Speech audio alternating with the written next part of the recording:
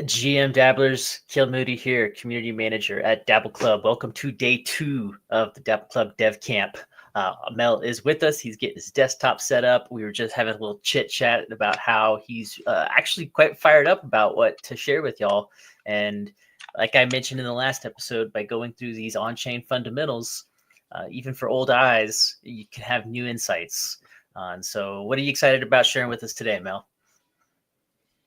So today we're going to be going through one of the most popular, I would say, one of the most popular tools, especially for beginners, people who are getting started on this um, path of building, not only using and also understanding better the technology that's behind for smart contracts, especially.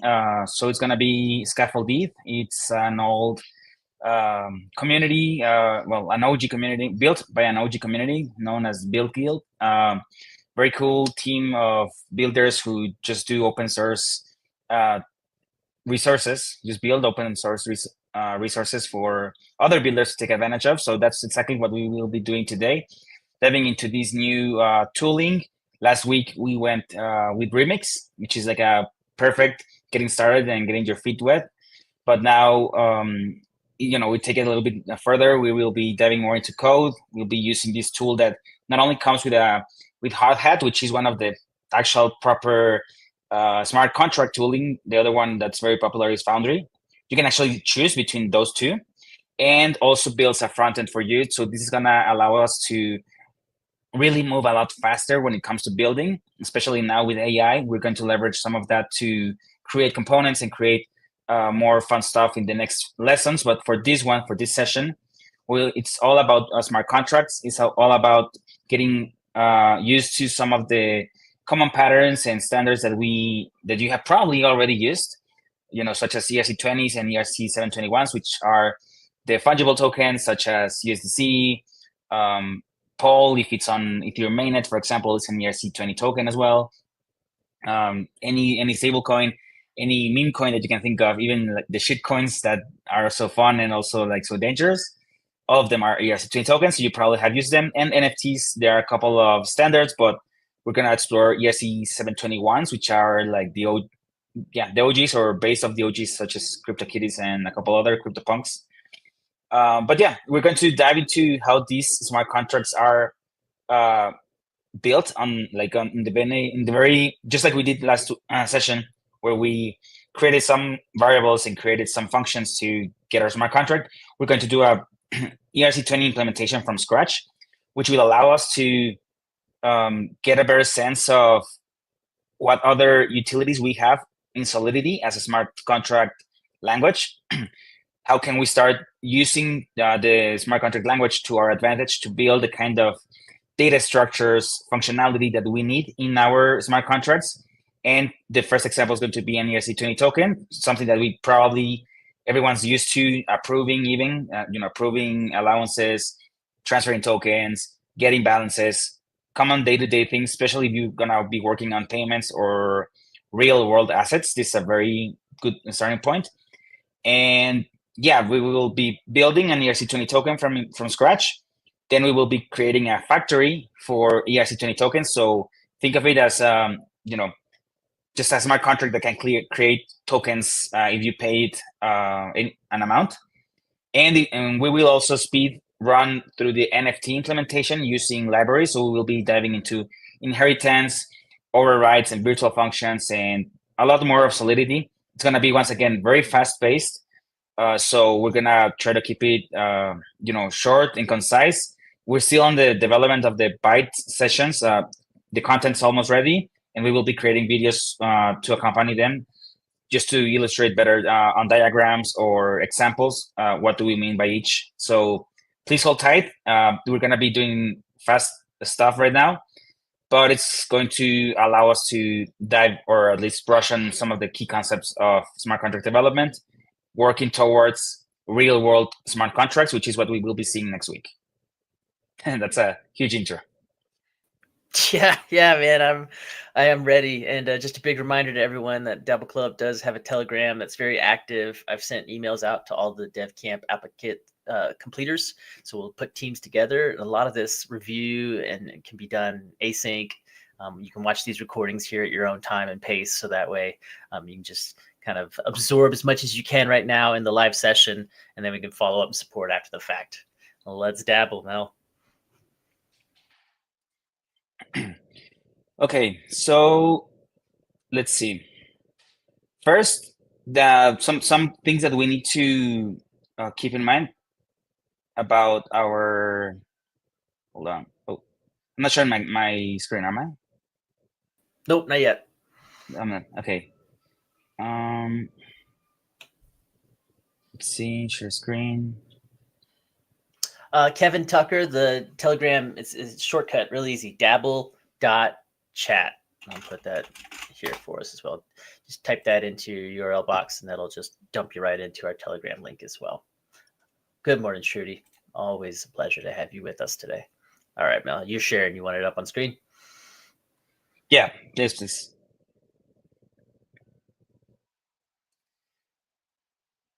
So some things that we will be needing, we will be starting with our coding environment.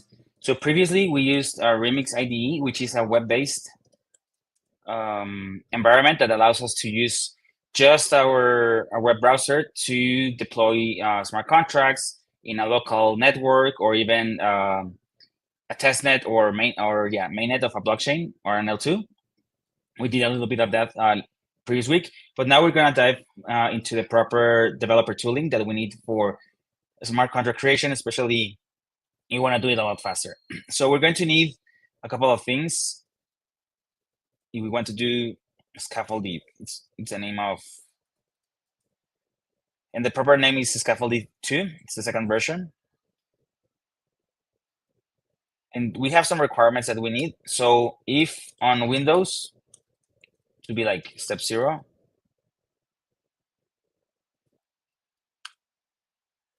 if on Windows, install Windows subsystem for Linux. And then once you are on your Ubuntu or macOS, install Node Version Manager. And don't worry about it. We're not going to do all of this. So this is just some of the things that you will be needing. I would prefer if you could stay right now without so much coding. If you have already all of this, you can try to code along. But we're going to be moving very fast. So I would suggest you to watch the session and try to grab the concepts, and any questions that you have. That's when you can ask them. And later, when you have more time and you can run through all of these installations and whatnot, that's when you're gonna bump into probably you might bump into some issues or more questions. But it's much better if you just stay with us for a bit, and you'll do the code later. So just some of the requirements. Install an IDE such as Cursor, VS Code, or Windsurf, which I haven't used, but I've heard good things. Node Version Manager. Put this as 3 and 2. Install latest LTS version, which should be something 22 plus. Then for Node.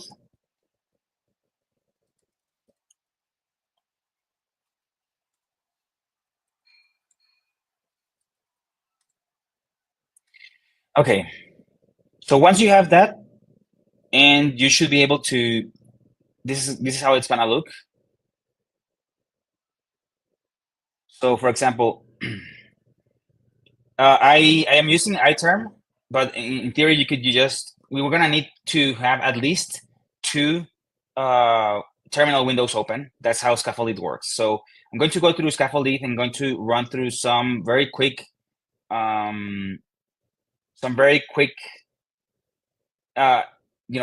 installation and deployment of Scaffold ETH 2, just so you know what it is.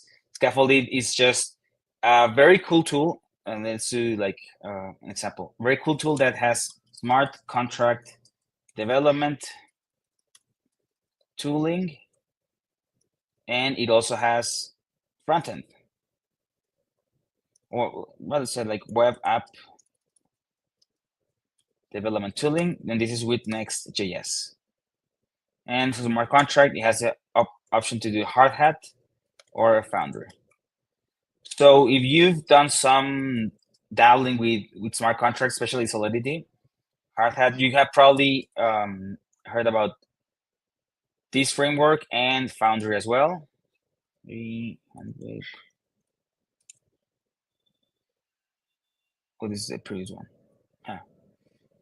Foundry book X. This is not Foundry. Ethereum.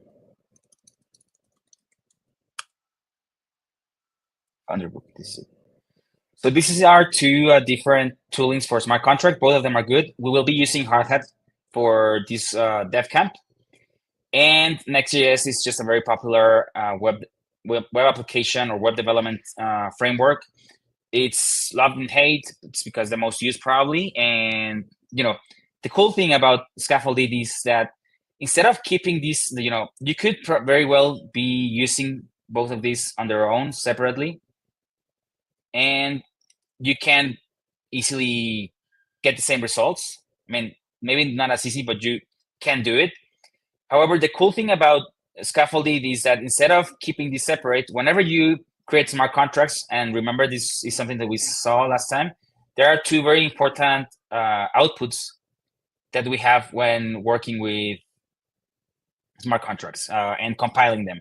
So remember what we were doing with Remix, we created our smart contract, we compiled it, and whenever it was compiled, we generated two things. We generated the bytecode, and we generated the ABI. And these two components are critical because both of them tell different systems how your smart contracts are to be used within their environments. So for the blockchain, this goes to the EVM.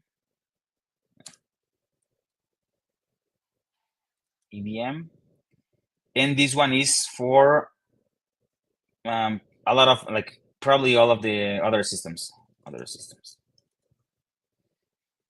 So this is something that happens, and if we go to our Remix, we remember that whenever we hit compile for our contracts, which this storage contract, for example, and I think it was over here, compiler, where we can check the details of the compilation.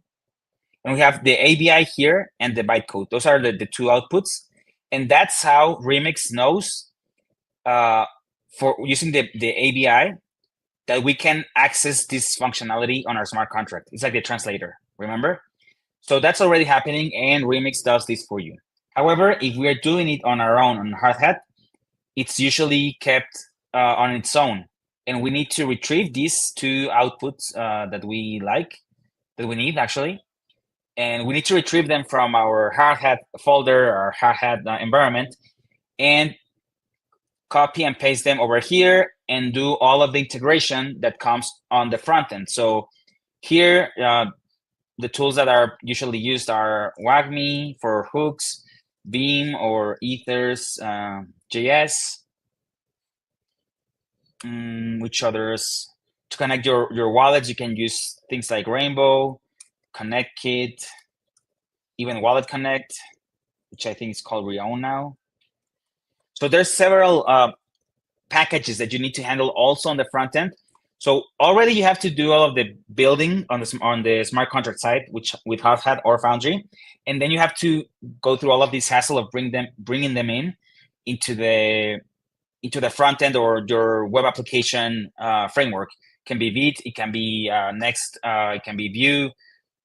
If for some reason you're doing PHP, it can be a PHP, but you're gonna need React or some other front end thing to integrate with the smart contracts. You need the ABI, you need, there's a lot of stuff that you need to handle. And if you're starting, this can be, especially if you're starting as a developer for the first time, trying to learn two languages, Solidity for smart contracts and then JavaScript or with TypeScript for front end can be a little overwhelming. So that's why Scaffold ETH went ahead and said, hey, what if we could link these two kind of frameworks together in such a way that we can package it and allow any modification done on the smart contract side and be easily available for debugging, testing, and component creation on the front end. And Scaffold ETH says we're going to handle building most of the components that you're going to be needing. And not only like they're good components, but also it's very helpful for you as a developer to see how the pros do it, because the build guild team is actually super top builders and have very good practices. So you can also understand how they build things and take some of their best practices and apply them to your own projects. So it's a very good framework, and we'll see how fast we can get started with deploying smart contracts by just following their documentation. Okay. So this is a website, scaffoldeth.io. And okay, we're 20 minutes in. We're gonna hit the docs, and the quick start is actually very good.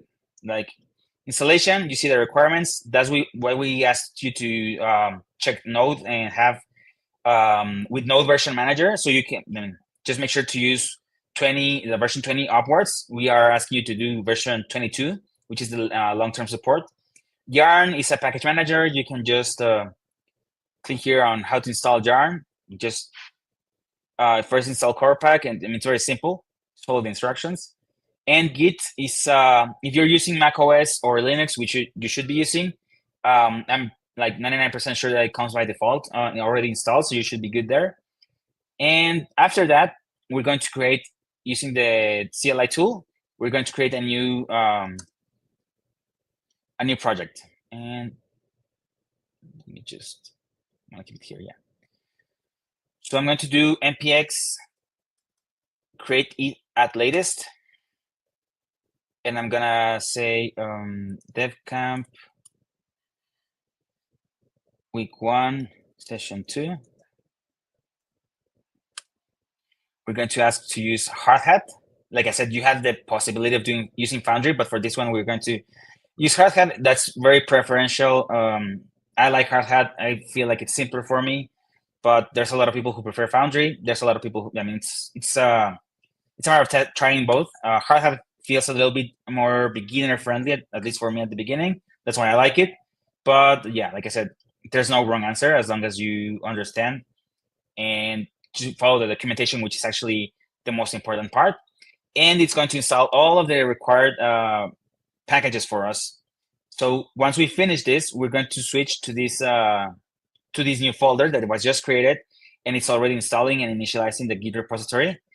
And it actually says here, like, just follow these steps, change our directory to DevCamp week 1 session 2, which is the project that we created. I'm going to change on both of them, and we're going to follow the instructions here. So once you start, you can just run yarn chain, yarn deploy, and yarn start, and you will have a local blockchain that's running on your machine and only on your machine. So this blockchain, whenever you turn down the server that is running it, this blockchain disappears. So it's a testnet, but even more testnet because it's local, it's ephemeral.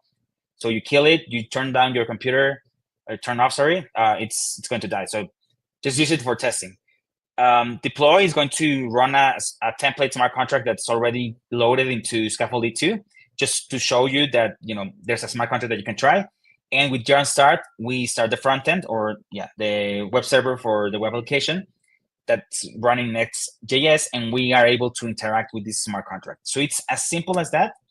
But I'm not going to jump steps. We're going to go through the whole installation. So once you install, then you change the directory, and you can also use extensions, which is something very fun that I saw once. There are several extensions that look very, very interesting. So we're here. So you can do, Ponder for indexer. Like, you can take a look. This will probably explore more on week 3 and week 4 for specific cases, but just know that the build guild team has been doing really good stuff here. So once we install it, here are what's exactly happening with these with each of these commands that we see on the terminal. The yarn chain starts a local blockchain. So all of this is happening on, and we'll see on which folders they are happening. This is a little different, but if you're using a Hardhat or Foundry, we're using Hardhat. So that's how we start our blockchain. That's whenever we want to create a new smart contract, we're going to run this chain because we're going to deploy it to that local chain. And that's where we can make a mess. We can mint 100 million tokens and nothing bad is going to happen for that local blockchain, remember. The second one is deploying your smart contracts. Like I said, with yarn deploy, this one runs a script that's already loaded into the Scaffold ETH, and it goes to the contracts that you're creating there and deploys them. We're going to modify this script just so you know where it is. And the last one is starting the next JS application. So once we do that, we can actually start working on our smart contract. Here are some components that are already available for you, and we'll see quickly, but it comes with connect buttons for the wallet, so that's very good. And yeah, I don't want to get ahead of ourselves. These are all of the components if you want to take a look of the front-end goodies that it comes with. And for smart contracts, it has hooks also that we can use to interact with the smart contracts that we are going to be creating. So instead of you having to go through all of this, you have all of the tools that you need to work in a much more easy way. So let's run these starting commands and run our environment. So we're going to run yarn chain, and that's why I have three terminals. On the one on the top, I'm going to run yarn chain, and this is going to start a local network using the Hardhat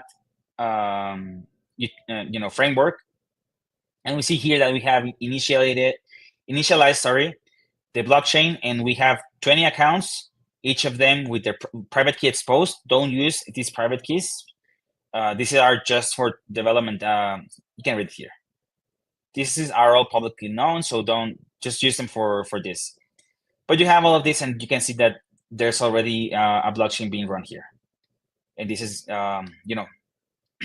it's running some of the functions that gets information from the blockchain that is running here. On the other one, we're going to run yarn deploy, or rather, I'm just going to run yarn deploy just to show you what happens. And here, it's going to take this local blockchain that is running, and it's going to use the code that's available on the Scaffold ETH project that we just created. There's a smart contract, a template smart contract that you can see here that's already been generating some artifacts. The artifacts are going to be the ABI and the ABI and the bytecode. Anyways, you can see that the script, how it runs, it tells us that it's deploying a contract called your contract inside this blockchain with this transaction hash, and this is the address where our smart contract was deployed. All of this comes from the template. It's a greeting contract that stores a greeting, just as we were doing yesterday. We were storing numbers and also strings, and that's exactly what is happening here. It's storing a string called a greeting. And we can run the yarn start. And it's going to run a web development server. And this is the one that we will be playing on for our front end. And all of this was done without me doing anything. I just ran the 3 commands that they told us to run. So I just ran yarn chain, I ran the yarn deploy, and yarn start. And here we can see that we have a front end that allows me to connect a wallet. So I already have the possibility to connect with my Ethereum wallet that I installed last. I'm not gonna remember this. This is bad. I can just remove this.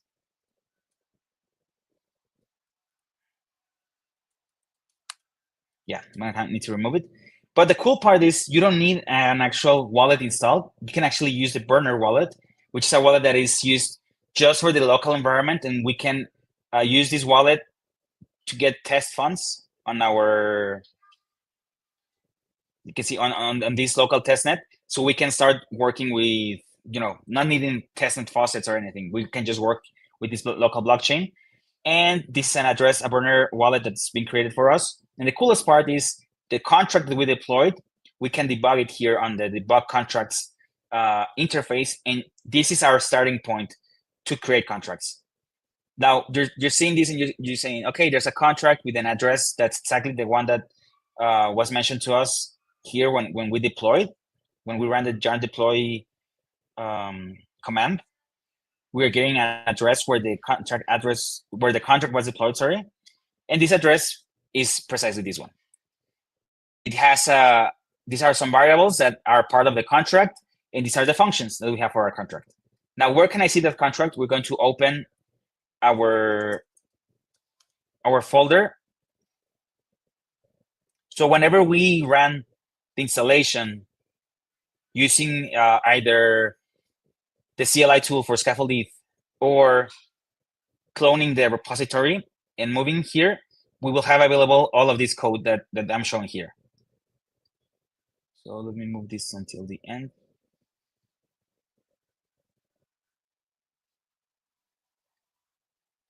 So this, remember when we said over here that we had two different frameworks, one for smart contract and one for web app? Well, we can see both of them here. So under packages, these are the two folders that we will be using, Hardhat and Next.js. These folders, you don't pay too much attention. One of them is for cursor rules. It's just like things that are generated and you don't have to touch. Leave them be. That's I don't even work on with them. It's just like for, especially for beginners. Don't worry too much about them. I know this can be confusing at times. Just don't worry about them. These are folders that are built to keep track of the GitHub, to keep track of some rules of how you need to build your code, your packages, especially this one that has all the packages that your app is going to be needing. We don't need to handle that. All of that is handled by this inside each of these folders, which is where we are actually going to work mostly. So Hardhat handles all of the smart contract part, and on the other side, the Next.js handles everything regarding the front end or the web application.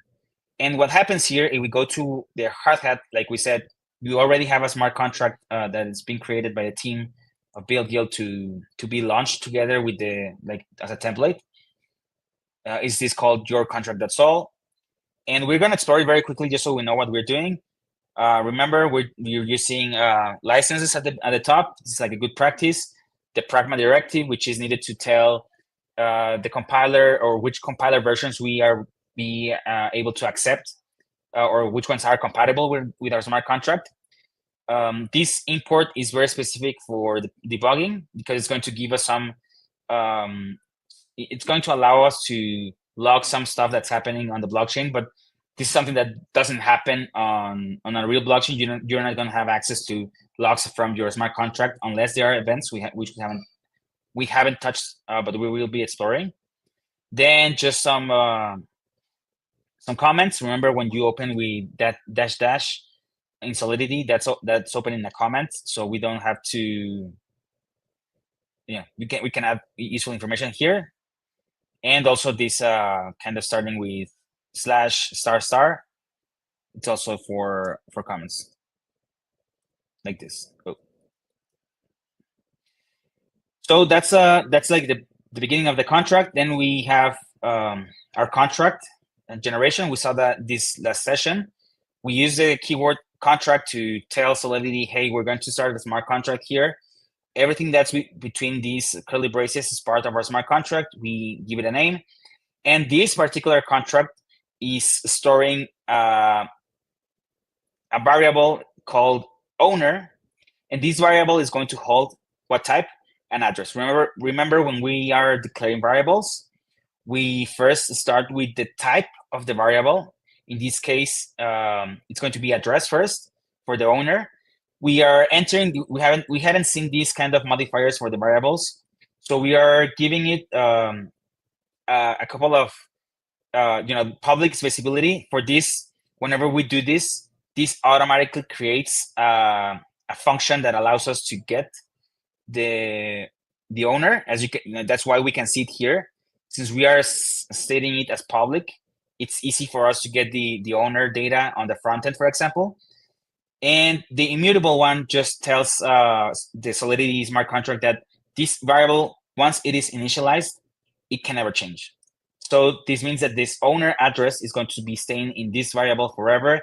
And if we were to deploy it on a real, like a testnet or a mainnet, this will never be able to be changed. That's just how this word works. The second variable that we declare is the greeting. So this is just a string. It's also public, so we can see it here on the left. This is data that is being obtained from the smart contract. So this is possible because of the public keyword here before the variable as well. Same thing with the premium variable. This is just a Boolean that tells if somebody, for example, this initial greeting is the very first one. And the premium is just in case that somebody sends money on the transaction. And we'll see what that means, like sends ETH on the transaction. It's part of the transactions fields. It's going to be flagging it as a premium greeting. If not, it's going to be false. And it's initialized false. And that's why it is false. And tell counter 0 because nobody's changed anything, right? So this is also initialized to 0. And we also have it public. And it's just going to count each time that the greeting is changed. Then we come with a new variable that's called mapping. This type is a key value store. It's a key value pair. So when we mention key values, and this is just like, how was it like this?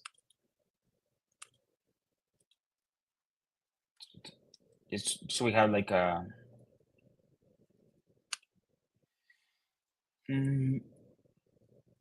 so for example, usually you can have data that's, for example, if I want to store how many times a particular user has changed the greeting. So it's very easy using mappings because mappings allows to say what is the key and the value for that key. And so that's the key can be and Mel, so yeah, I don't mean to interrupt your train of thought too, but that's kind of like what Chris is asking here. Does it work kind of like a dictionary? Exactly. It's a dictionary in other programming languages called dictionary, or what was the other word? I forget.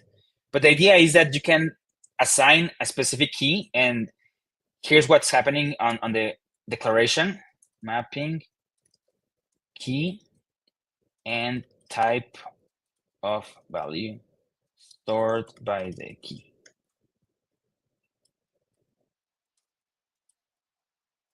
So that's how the declaration comes. So in this case, for the user greeting counter, the key is going to be the address. Because why?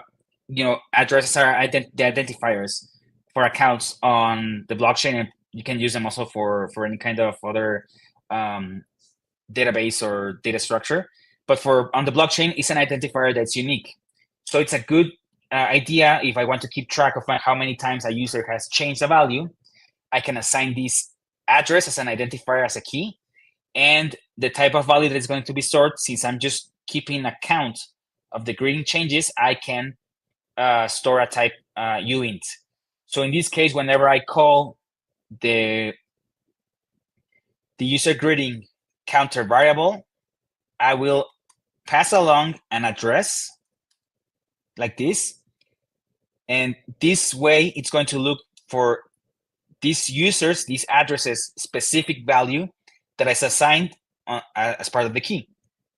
So it's a complementary, and this would give us a uint 256, which can be, for example, I don't know, whatever number. This is a user that's been changing a lot of times. We can use this for any mapping for a lot of things.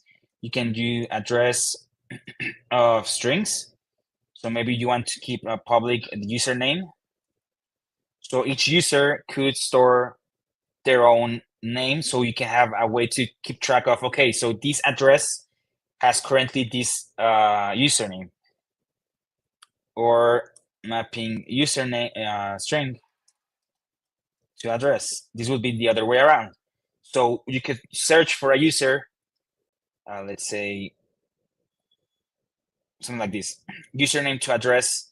So you will search for the user that has stored his username as John, and it will give us back the address on this one, just because it's different. It's the other way around. And for this one, it's like, what is the username of this address, or the username that is assigned to this address, and it's going to give us John. So that's just like a dictionary, like was mentioned before. It allows us to keep to store key values. It's very useful to keep, for example, balances. We will be using it for our ERC20 token implementation and other like different stuff. You can even link mappings to mappings. Mapping, and I can do this, for example, mapping. What's happening here?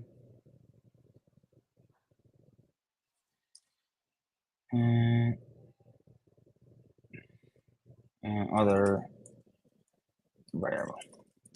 So you can do crazy stuff like this, and this is also how it is used for allowances, and we'll see it in a bit.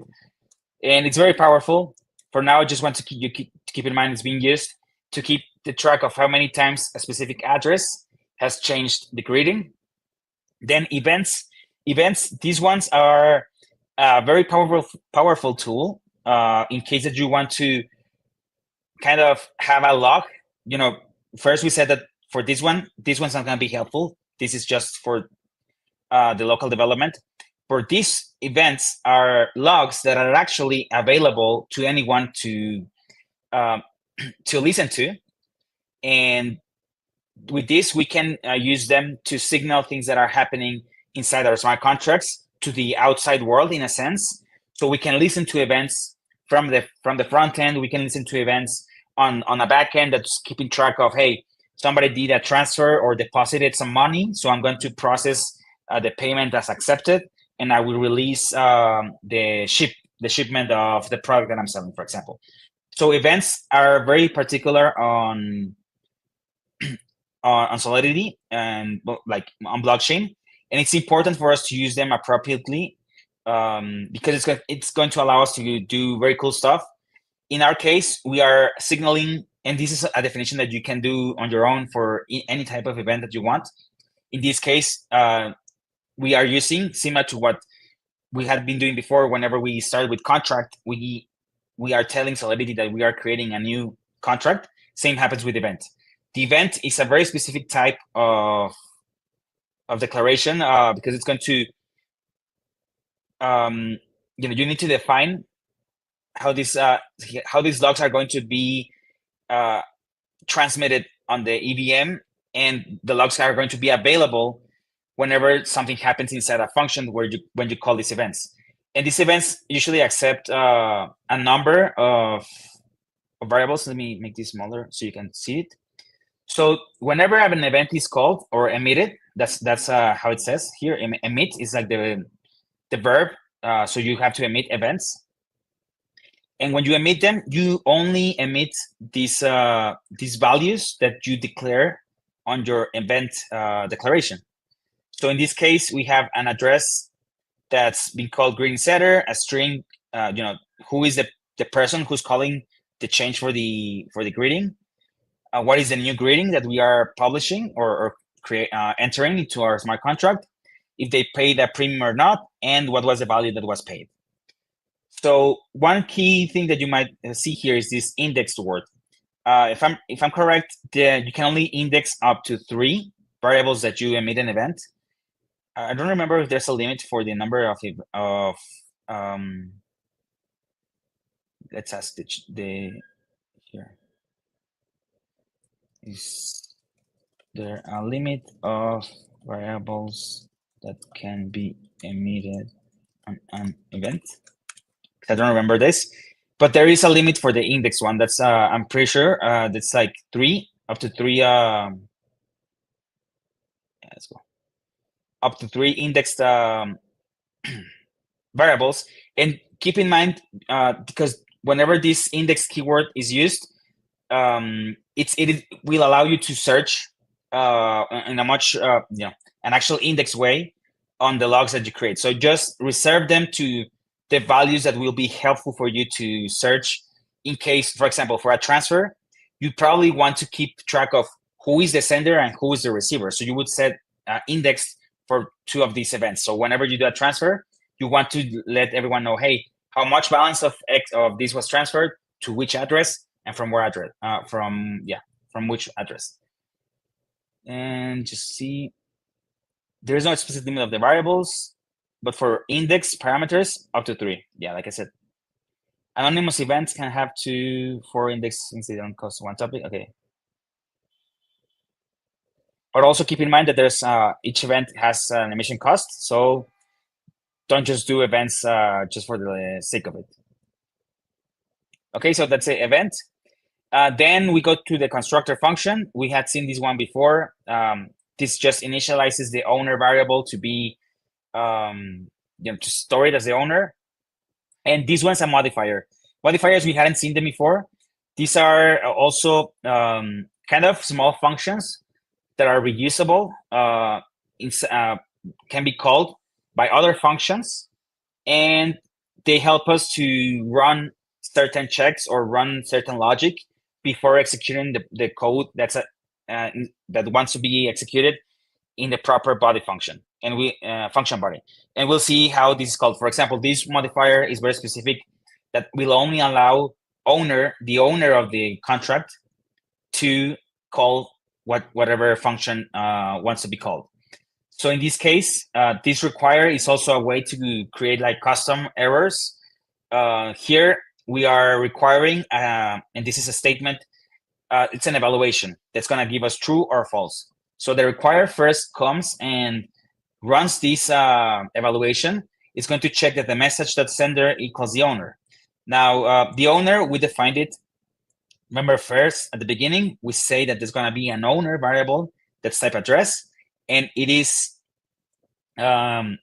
initialized as inside our constructor function. So whenever we deploy this smart contract, we're going to have to send, hey, who is going to be the owner of this smart contract? And you're going to assign it to our internal variable, so everyone knows that the owner is only this address. And that's how we're going to evaluate and get the owner from this side. However, there's another one that you might have noticed that we hadn't seen before, which is the message.sender variable here. And properly, the message object is an object that's available at all times on Solidity. It's like a global, it's part of the global context of Solidity. And it just lets the smart contract know that the message is the transaction information that's coming from the person or the entity, because it can also be a smart contract that is initializing the transaction. So it's the message that is being sent by the person. So it comes with these four properties or four additional objects. Can be think of it as that. You have the data, you have the sender, which is at the address of the person that's initializing the transaction. Sig, I think signature. I don't remember this one. I have never used that personally. And the value. The value is for the amount of ether that is being sent as part of the transaction. So this is where the two ones that you're probably going to be using most is message sender, and message value. And these ones give us who is the address that's initializing this transaction. And the value is the amount of ether that's being used, ether or the native currency. In our case, since we will be doing it eventually on Polygon, it will need to be on Pol. So it's just a native currency. If you're using something like Avalanche, I imagine they're using their token AVAX. This varies between blockchains. For us, when we're using ETH and Pol, we can be using those interchangeably when we're talking about message.value, okay? It's just a native currency. So that's where we're getting this. And this way, we are actually checking that, hey, whomever is initializing this transaction, are they the owners? And if they are not, if this is false, we will revert the transaction. We will stop any further computation or logic following. We'll just stop and throw an error that says, hey, this is not going to work. The owner, the person who's initializing the transaction is not the owner. You can be more explicit here, but it just tells that, hey, stop everything that you're doing and revert. And that's if it's false. If it's true, then it follows to this like weird thing that's an underscore, and it just tells Solidity that, hey, continue with execution of what follows. And I'm just gonna show very quick which is the one that, for example, this withdraw function. Withdraw function is a function that's going to extract the funds that are being deposited into a smart contract. So of course we would like this to be only usable by whomever is going to, it's like they're paying for your service and you are the one who created it, then you should be the only one that should be able to get it.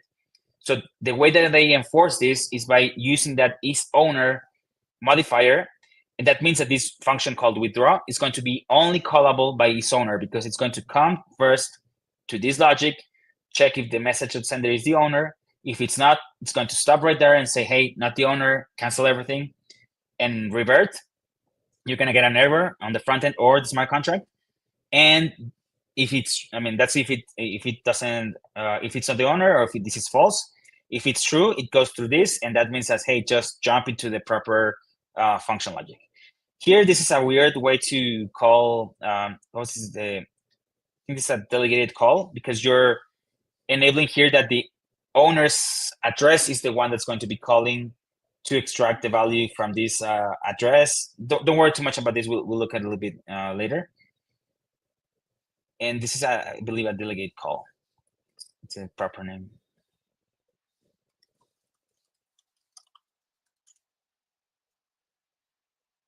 I don't want to get too ahead of myself. These are regular local level calls. Sorry, yeah. Delegate call is when you're using to call from another, on behalf of another address.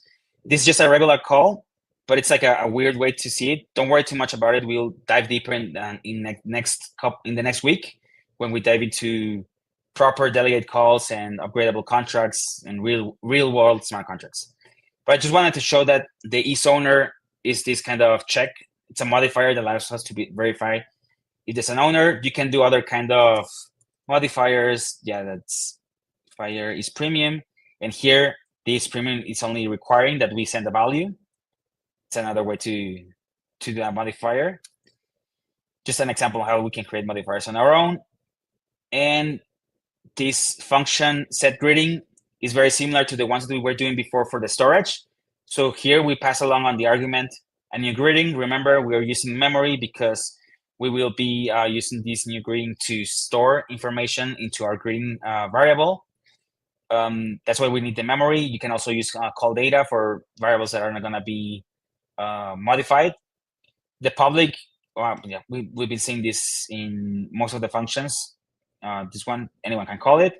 Payable, it's a new one. So the payable keyword lets us tell Solidity when it's compiled that this function is able to receive ETH or POL or the native currency, and should be able to, get that value and use that value as part of the variables that come here. So that comes under the message.value and allows, it kind of tells through the ABI that you can send, and you should be, it's expecting not expecting, but it's possible to send the native currency as part of the transaction because it's going to be used. So it's important, if you want the function to be able to receive the native currency, to have the payable keyword. Here, we're using a console log that, it's part of only for the local blockchain. This is not going to work on testnet or mainnet because you're not going to be able to see these logs. But here, we will see a small message that says, sending a greeting. And here we do the variable, assignment. So with the new greeting that we received, we are storing it in our greeting function on the top. Then we're going to add to our total counter a new, an addition. We're just going to add one, indicating that there's a new change. There's somebody has changed the greeting, and the counter is going to go up one. And the same for the user counter. Remember, this is a mapping. So the mapping is linking an address to the number of times that they have changed the greeting, and that's how we enter. Remember, we enter the variable for the mapping, then the address that we want. In this case, we're using the message.sender global variable, and we add one. And lastly, we do an evaluation to check if there's some value. since this is payable, we can do this and check if there's a value added to the message, and in that case, it's going to be premium. If not, it's going to be false. And lastly, we emit the event that we defined at the beginning. So we're going to, whenever we emit it, we need to follow. It's like a function call. It's actually a function call, just of a very specific type of function that emits an event. And we need to enter precisely the address, the string, the bool, and the value. And that's it. That's what the contract does. Actually didn't do a lot of, didn't do any change, so making sure that remove any changes here. And just a quick question from Chris, and just confirming this for him. You are indeed using Cursor today, correct? Yes, Cursor. And a couple of just very quickly, and I'm going to include this, but for extensions,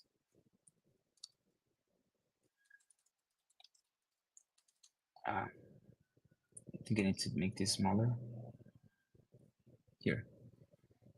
So a couple of extensions that I would suggest, for sure, the Solidity one by Hard Hat team. So this one,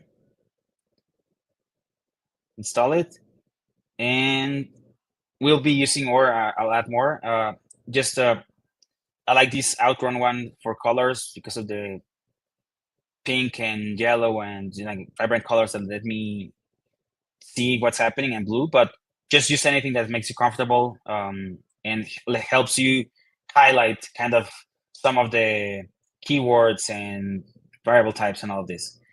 But anyways, so this is what's happening on our smart contract, and this is what we see here. Until here, any question? We just went through. I don't want us to focus on the front end. This is going to happen on the next weeks. Right now, I just want you to understand what's happening here on the smart contract and how this translates to what we have here. Here on the left, we can see our contract metadata. Where is it? What's the address that it's being stored? There's even like this very cool transaction explorer inside the Scaffold ETH. The balance that it currently holds, the network where it's deployed, the variables that we defined. All of these are public variables. That's why we have them here available. If we put them private, they will not appear. I mean, there will be not an easy way for us to get them, and actually not an interface, just on the bytecode. However, we can create getter functions, which allow us to get the functions on our own, but that we need to code that. If we put them public, we have them available directly. And then our read and write functions are available on this debug part. So let's change it very quick. For example, nobody's changed anything here. So if I search for my value, my number of greeting counters, what we're doing is accessing this. We're sending the address like this, and we're getting the result, which would be 0 because I have not changed anything. If we want to set a greeting, we say, hey, Dabl Club, and I send it. Now, you see that the greeting has changed here. The total counter has changed. And if we do read, we can see that we have one more here. Hey, Dabl Club, now I'm paying. And we can pay 0.03. I think I need to make this. There we go. These are small things that we will be facing here and there. So decimals are not accepted, like I said on the previous session on Solidity. So we have to use weight. That's why they have this multiplied by 18. So you can see how much now it has. I have sent successfully 0.03 ETH. Of course, this is all on the local testnet. But here we can see that it's accepting this new greeting, and it's actually premium because I paid for it. And if I want to withdraw it, I don't think I can withdraw. Yeah, the contract function withdraw reverted with the following reason, not the owner. That's expected because I wasn't the one that, even though I was the deployer technically because I sent the deploy, but it's not assigned to this address. The way it happens on Hard Hat, specifically for Scaffold ETH, we have this deploy folder here that comes with the information to deploy your contract. So whenever we hit the yarn deploy command on the CLI, this is the script that gets run. So here it runs the your contract contract, which is the same that we were working on, it says who's going to be sending it and who's going to be the owner. Because remember, the arguments that we are sending to the constructor is expecting an owner address. So whenever we do that, what's happening here, it's Hardhat has a deployer already. As you can see here, Hardhat runtime environment dot get named accounts. The deployer is like a basic. I think it's the first the owner 2266 from our accounts here at the very top. Maybe the first one. Yeah, the first one is the deployer always. So that's like by default. Don't worry too much about it. But it's important for you to know that you can start working with these kind of things here. So if you want to test for only your addresses, you can change owners and stuff. You can start playing around with this. It's part of the learnings. But what we're doing here is just initializing the deployer as this. If I wanted to change it to my current burner wallet, we need to do it like this. And then that would assign the owner whenever we initialize or deploy again the contract, it would then assign it to me. That's the small difference. But that's what we will be playing with right now. Until now, any question, anything that anyone wants to check while I open some of my cheat codes here? So far, looking pretty good. Yeah, people are just kind of basking in the the insights here. It's a lot of information when you really look under the hood of these things, but it's really cool to see how it all syncs up together. Yes, and don't worry, this was like a heavy intro to Scaffold ETH, but we went through a lot of smart contract, revision and understanding how it is built, because now we will create our basic ERC20 contract from scratch. So ERC20 tokens, they're smart contracts, right? So at the end of the day, they are just logic that's deployed and that has a very specific standard that needs to follow. So when I was first understanding what ERC20 contracts are, I thought of them as mini banks. Like it's just a way to keep track for one specific currency, to keep track of the balances and establish some rules on how these tokens that we're creating can be transferred, can be minted, can be burned, like just full control on the emission of any currency. So where does it come from? From these Ethereum improvement proposals. So whenever you see an ERC, it's usually that first it went through an improvement proposal, and this is something that's adopted by a lot of governance frameworks, where you propose some improvements, as it says, for the protocol, or things that can be accepted widely, such as a standard. And this is what happened with the ERC20. So it's basically just the idea is for it to create a template of functionality of variables that should be available for anyone. So it's like USB. We all hate that sometimes we need to borrow a USB charger from somebody that had an iPhone, and they always said like, I have a lightning charging. It's like, that's not compatible with what I need.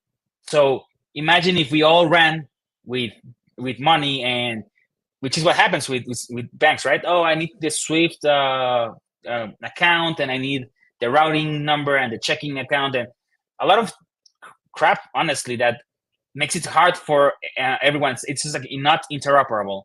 So that's what's happening with the ERC20. It's just a way, like the USB-C, say, hey, just follow this standard, and anyone's going to be going to be able to easily plug into the functionality that we need for your token. So if you want this to be easy for developers to create interfaces for it, easy for other people to use your token inside their applications and give it access to more users, let's just use a standard.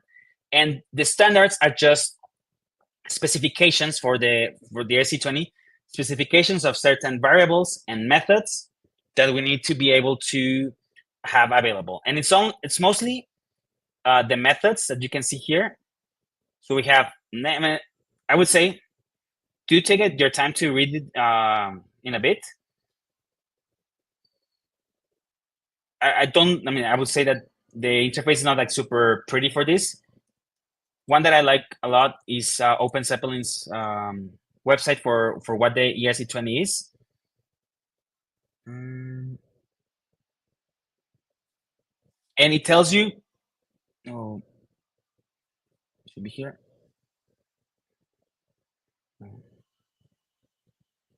Here we go. So the way that Open Zeppelin does, and we will be using them, but first we're going to run from scratch. It tells you that there are certain functions that you need to be able to provide. So the functions on themselves are really what it's all about. And whenever we see an implementation, we need to be able to create these functions and give create them in such a way that can be easily callable by anyone. But the functions, of course, imply that we need to keep track of other information that might not be easily apparent for us, but it just provides us a blueprint of what is expected of our smart contract to implement. And from there, we need to create all of the other logic. I know this might be like a little weird, but just like say, hey, I want you to create an ERC20 contract. I don't care how you make it, as long as you give me this functionality available for me to call, and you emit these events. And how does this work? It gives you function by function. What do we need to return? So for the total supply, it needs to return the amount of tokens in existence. So, okay, we probably need to keep track of how much supply we have on our existing circulation. Balance off, okay, so we will be receiving an address from somebody, and we need to, return it, how much of the balance for our token a specific address has. So we need to keep track of balances of each of the accounts that interacts with our contracts. The transfer function just needs to move the money around from to and gives a bull, right? And we can go this allowance, approve, transfer from, transfer, approval. So maybe the ones that we'll see more in depth is allowance and approve, because we'll see the use case. The transfer one allows, if we will see use cases for transfer. For example, we say, hey, I want to be able to transfer to Kale. So if I'm the owner of my money, I want to be able to transfer. However, if we just enable anyone to use the transfer function without placing some checks, that means that Kale could move money from my account to his, and this shouldn't be allowed. Maybe you would say, hey, my token is never going to allow transfers from other entities, and that's okay. But that means that you're not going to be complying with the standard. So we need, if we're going to be needing for somebody else to move money from my balance, I'm going to need to give them permission to do it. Maybe that's a way that I would allow it, instead of giving anyone free access to my account.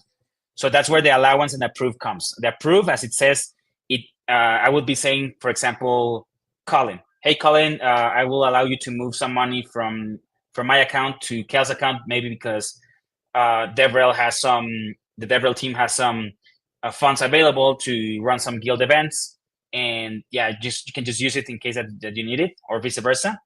I would approve Colin to move that transfer on him, from him, and in that case, Colin will need to call a transfer from to say, hey, I want to transfer from Mel's account to Kale this amount, and the amount is going to be checked against the money that I approved to Colin with the approve function.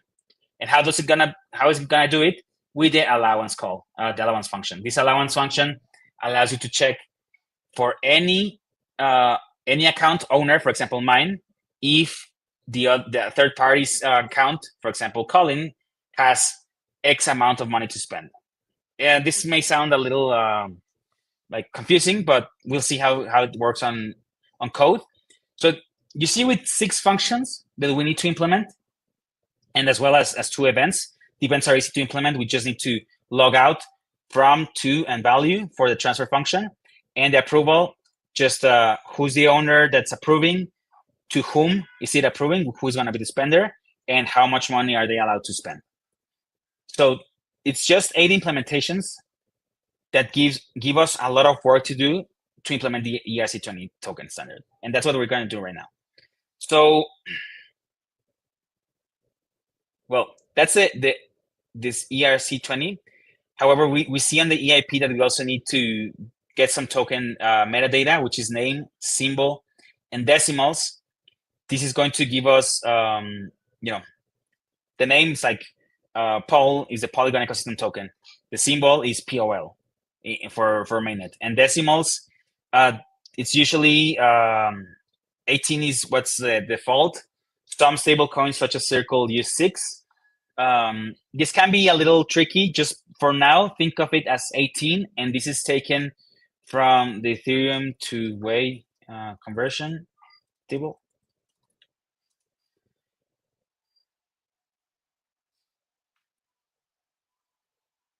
Maybe it's a unit conversion. I want to like. So it's just kind of the smallest. I don't want to open this image. It's how we keep like the smallest amount of ether possible is one way, which is 1 times 10 to the power of 18, minus 18, sorry. So it's like a very small number. This is like a little too nerdy, but it's important to keep in mind because we're going to be working a lot with this 18 to decimal conversion because it's using a different type that we are used to, which is the big int. But it's just a matter of understanding that tokens need decimal value, and the total supply, which is also like we already have 4 variables here that we need to create: name, symbol, decimals, and total supply. And this is going to allow us to return the balance of. We need to create the balance of function. You see, these ones are optional, so that's why they don't appear here, but we're going to include them as well in our creation. So let's start with our new contract. I'm gonna keep that your contract and start a basic ERC20 token.sol. So we're going to first do the license, and we're going to do Pragma, Solidity, and we're using 8.18. How can we check that? Inside our packages, there's a hardhat.config packages, hardhat.config.ts. And here we can see the compiler version is actually 8.20. This would mean that our contract should be good since it's 8.18 or over, but let's just keep 24 to keep consistency. And now we're gonna declare our contract. So it's gonna be called basic ERC20 contract. Basic ERC20 token, and we already are receiving some suggestions by Cursor. So precisely, we're gonna be needing public name, string public symbol, and decimals. And okay, I'm gonna remove it in the meantime, but that's actually exactly what we're gonna do. So the name is going to store our variable's name, our token's name, the symbol, and the decimals, and the total supply. You can see that the name, since it's gonna be something as a string, and the symbol as well, because we're going to be storing characters there. The uint 8 is just the smallest number that we can store. That's why it's 8. If we use the uint, we're assigning a full 256. The huge number. Sorry, the huge number that's available. But since we're only going to be starting, I know. It is a huge number. So instead of using that, we'll be using the base 8 bytes, I believe. So just to store 18, we don't need more. Total supply, in this case, we could have a lot of supplies. So we're going to use the top one, which is uint 256. And this will allow us to comply with the first 4 variables that will also allow us to create these functions. We don't need to create these functions on our own because since we create the public, we're using the public keyword, this will create the getter functions for our smart contract. Then we will create, if we want to do like a very basic constructor,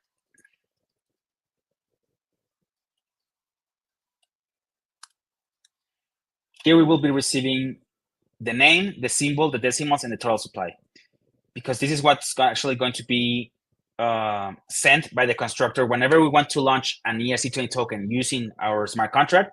We need to send this information through the constructor arguments. And as it's suggesting, we're just going to initialize those functions, those variables, with the arguments that the deployer is going to be sending. And remember, whenever we run the constructor inside Hardhat or Scaffold ETH Hardhat, these arguments are going to be changed here. So now we are entering 4 arguments inside our constructor. So we would expect here to have 4 arguments whenever we want to deploy it. We'll see it in a bit. Now we're assigning them. So perfect. We have a total supply. We have most of the things that we need here. However, we need to start implementing these balance of, transfer, transfer from, approve, and allowance functions, and as well as the events. So the events are very easy. We can just copy and paste them. Can put them on top of we should put them on top of the constructor. So it's 2 events that we need to create. It's a transfer event and the approval event. The transfer is, it's part of the EAP, so it's not like I'm inventing this or giving any thought, but you can do like crazy stuff depending on the needs of your smart contract. So keep that in mind. This is very flexible, the events, on what kind of information you want to log. But as said, remember that it's going to cost you 375 gas to execute. So any transfer that is executed that your users have to execute, they are going to be the ones paying the gas. So keep that in mind for like large things. Don't try to log a lot of stuff. Not everything needs to be done. Keep it as minimalistic as possible. And for the transfer, you're asking to send who is it sent from, to whom is it sent to, and the value. And the approval is similar. Who is approving, to whom are they approving, and what amount are they approving. And these values are all UN 256. So remember, in this case, we will be storing the values for our supply as UN 256 because we will be expecting to use decimals. That's something important to keep in mind. Okay, so that's why we're going to need like this big number to allow us to store all of these zeros that we're using. Anyways, so we have created the events, and now we have our basic constructor. However, right now, if we execute it as it is, this is a very static token that doesn't have any functionality. It's just going to initialize and have some metadata information. The total supply, yes, we are saying that we have total supply, but further, in order for a token to actually function as a currency, we need the total supply function is already being created by this total supply. However, we need to start implementing other functionality. So the balance of function. So here we need a function, and let's move to the proper EAP, that returns the account balance of another account with the address owner. So let's copy the function definition as they have it in the EAP. So it's a balance of function, that's a name, that's going to be receiving an address, and we need to return a uint amount. So we're not storing any information of this right now, but we can see that it's giving us an address, and it's expecting a value to be returned that is precisely the balance that this address holds. So the natural data structure that will be useful here is to keep this mapping of addresses that it's gonna, each address is going to map to a specific amount stored as UN 256, and we're going to call these balances. And right now we're gonna leave it public. I don't think we need it public, but let's just leave it public in the meantime. Still, we will need to be able to call the balance of function. So what's going to happen here is just as it was suggested. So now that we have a way to access a variable where we can pass along an address. It's going to return us the uint256 value assigned to the key address. So this is very similar to the greeting one. I'm going to return to the greeting contract. And here we have a way to store by address the number of greetings that user or that address had changed that greeting. So it's a similar way to do it.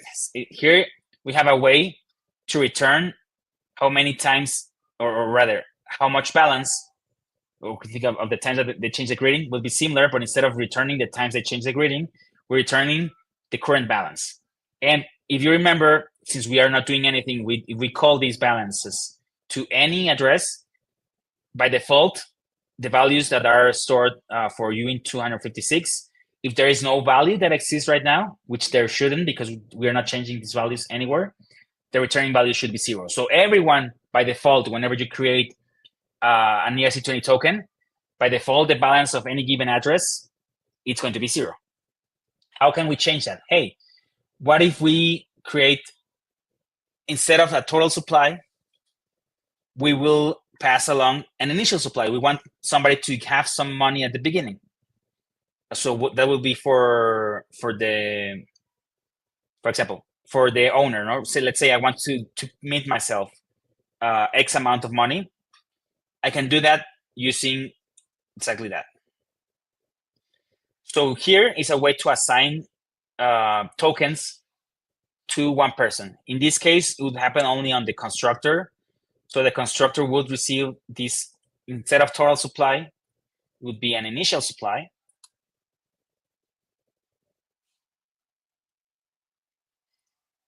And we will first say that, hey, the total supply is going to be the same as the initial supply, and that same initial supply is going to be assigned to this address, which is the owner. No, it's not the owner right now, but we can also put it. Let's put it here. Address public owner, something like that. Okay, and right now this is a simple way to start moving some data, right? Here we are getting the data of how much balance any given address has, and what we did here at the constructor, just a small change. We minted. This is a way to mint because we are creating from the initial supplies value that is received at the constructor. We are assigning it to the balances. So maybe we need a mint function to make it more explicit, but we'll see it after creating all of our base starting functions. So we have the balance of, and now we are storing somewhere, which is in this balances variable, we are storing how much each address has of our token. So that's the first function that we need. Then we need a transfer function. And we're going to once again copy this declaration and create it here. And we need to put some kind of, the simplest one would be, we receive an address that we want to transfer to and the amount that they want to transfer.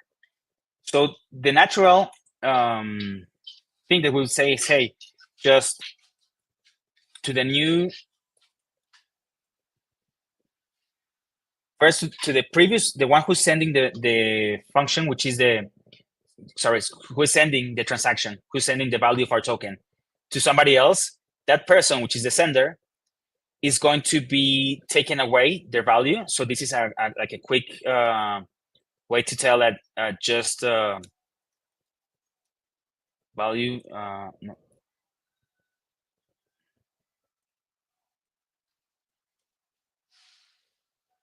So this is like a short way to saying that the new value for this address is going to be the previous value minus the value that is being sent. So instead of doing it like that, this is like a faster way to express it. Same for the balances too. Right now we are subtracting it from the sender and we're adding it to whomever is sending it. To the person that wants to be sent to. So this technically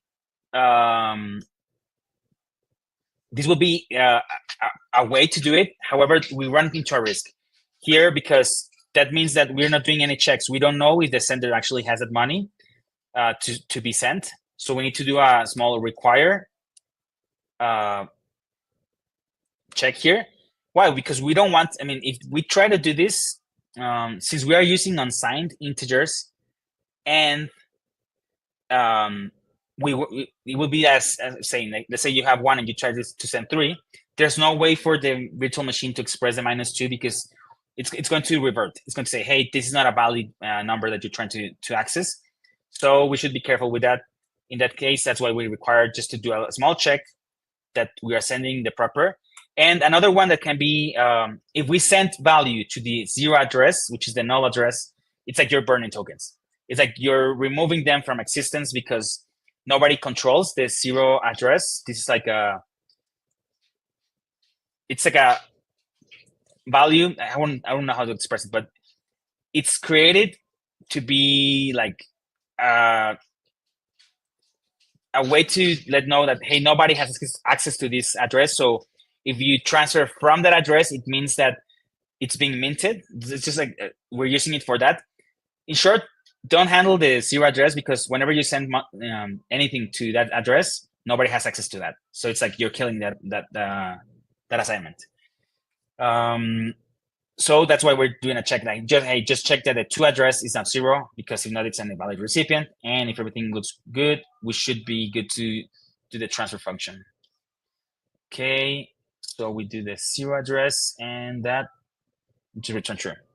So now we are able to use the transfer function. However, we're still like on the first implementations. The transfer from is very similar. However, we are going to need a couple of other functions. So remember when, let's say, when I open the diagrams, you can explain better.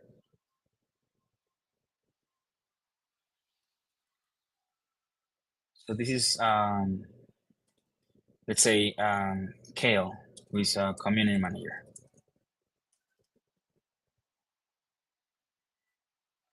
And Mel is a DevRel manager, let's say.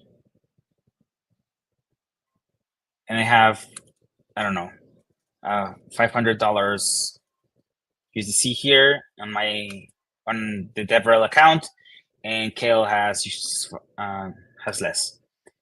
And our let's say that I'm not available. I'm just like busy traveling or anything. And Kale says, "Hey, I need $250 to fund an event that's going to happen in X city and blah blah blah." And I'm not available, but let's say that I need a way for somebody else to, let's say Colin. Let's say I need a way for Colin to be able to transfer $500 from my account to 100. But I'm going to say, hey, I need to keep 250 because I'm going to run an event myself. So then I'm going to say, okay, I'm going to allow you to use up to 250 USDC. Right, it's not. So this is an allowance. 250 allowance. And for this, to allow Colin to have that 250 allowance to move on my behalf, I need to execute an approve function. So I need to approve to Colin 500 tokens. Okay, so this is more or less no 500. No, it's my full amount. I want to approve only up to 250. So this is the approval. So whenever Colin then calls the transfer from function, which is different, if you see in the transfer function, actually we should says, I think here we are missing something.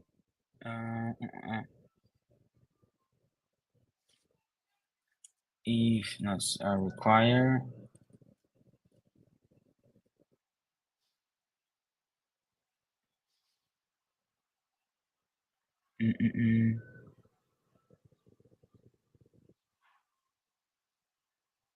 Okay, yeah, it doesn't matter. This will only allow the sender to remove money from their account. So any other account is going to be safe. Why? Because you only have access to that key value store. So that's what this enables us to create. However, if I want to do the transfer from here, it's a different type of call, because I need to instruct function transfer from.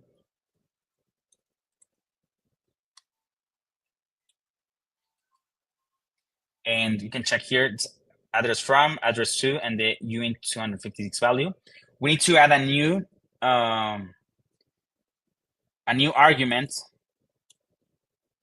because it's not going to be just being sent from myself. Rather, what is going to happen, since we're calling on behalf of somebody else, this transfer from, the person that is actually going to be sending the tokens, or this value, is going to be the from address. So if we did it just like we did on this one, where we have the balance from and the balance to, so we're subtracting to the from, and we're adding it to the to.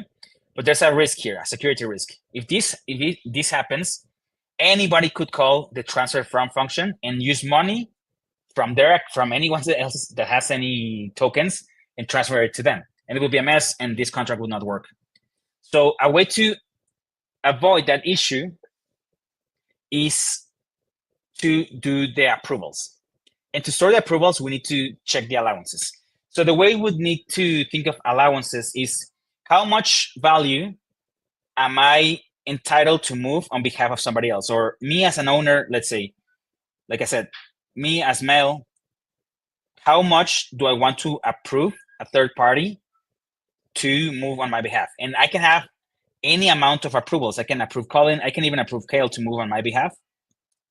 So maybe Kale could have the 250 on its own, and maybe Colin, I just allow him to 100. So I need to store a lot of these. Not only like I need to store some addresses, these amounts. So it's gonna be very similar to the balances. It's a way to store how much any given address is allowed to spend on my behalf. However, that's just me. But I need this to be able for any address to have a list of their allowed or allowances, of the addresses that they have allowed any kind of or approved any kind of allowance. So this is what's gonna be like, in short, because we're already running out of time. The allowances is it's a mapping, a nested mapping. So first we have the address that's going to be the account that has all of these approvals. So in this case, it would be my account, and I want to approve any other address. How much value? So how can we think of it? It's I am this entity, Mel, and I want to run all of these approvals, right? Maybe I have a lot of friends, a lot of people that I need to give them access to X amount of money. This, you can think of it better, smart contracts, right? Whenever I want to execute a swap on Uniswap, on Match, I need to approve them to move money on my behalf. But this gonna happen again for Kale. Kale is gonna have its own list of approvals. So we have here the address.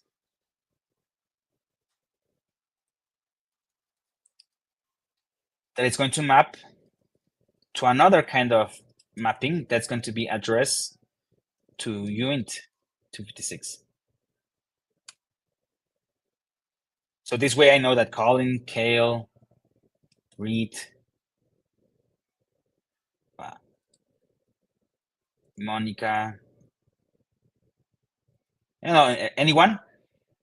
Here's how I know that for this address, I have all of these approvals. So that's what's happening on this mapping. And once we have these allowances, we can start doing the approvals.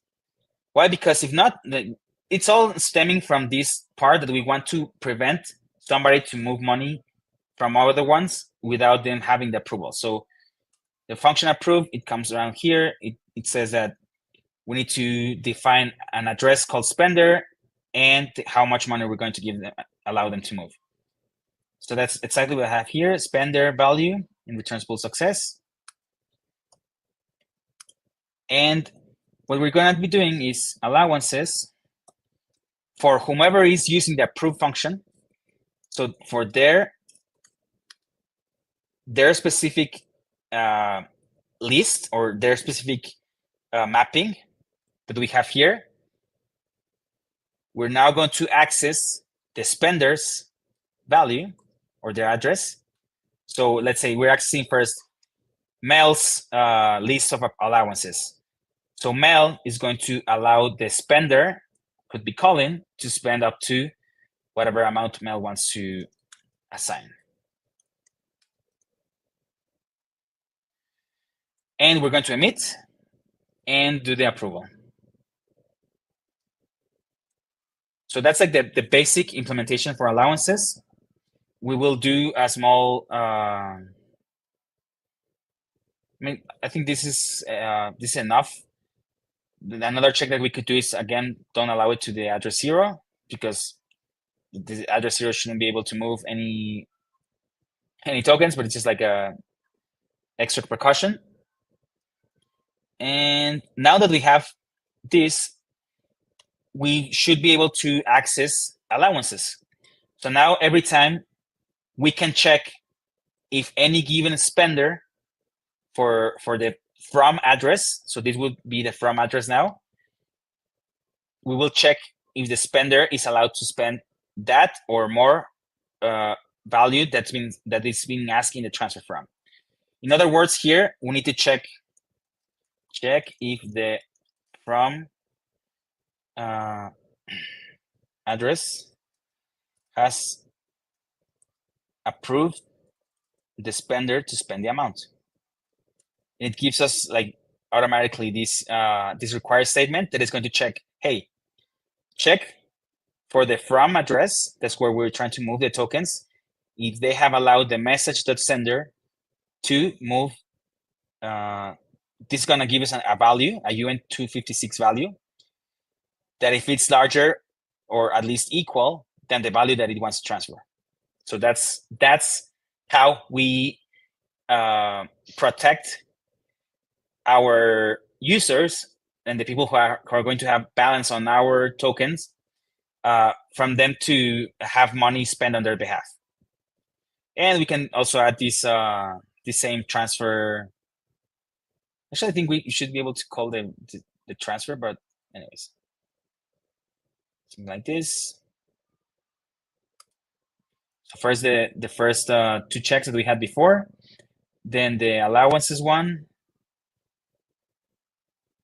Insufficient balance, that's good. From, okay, and yeah, we can remove this. And now our transfer form is finished. Approved allowance. And this should be good. We have created the name, symbol, decimals, total supply with our public getter functions. That's on top. And even we added an owner. That's not necessary, but we just want to keep it as part of our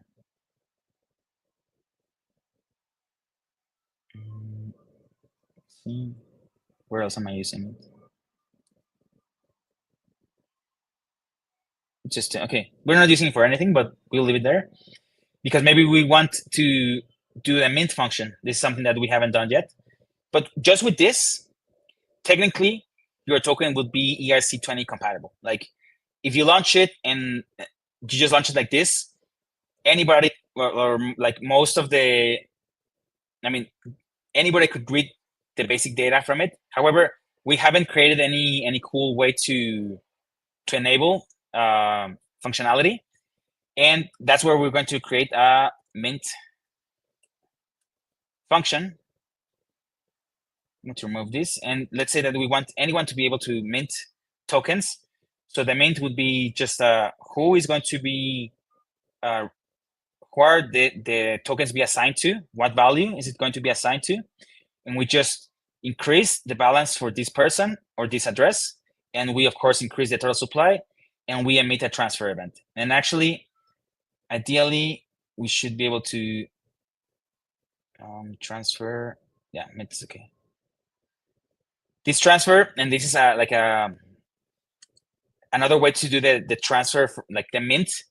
Whenever you emit the transfer with a zero address, and that's why we use that zero address to signal things. It's not that it's a specification, but it's commonly used whenever a transfer is initiated from the zero address to somebody. It means that it's being minted from nothing, because that's a zero address, nothing, to somebody. So once we do that, we're going to move to our deploy script, and here we need to change some things. So this is going to, we need to signal that we'll be deploying with the token with this contract name that we are using inside our contract. The arguments, remember that we are using, we need to send the name, the symbol, the decimals, and the initial supply. So let's say the name, the symbol, basic, the decimals, we said it's gonna be 18.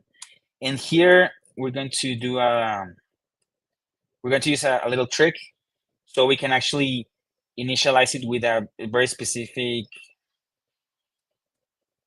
number.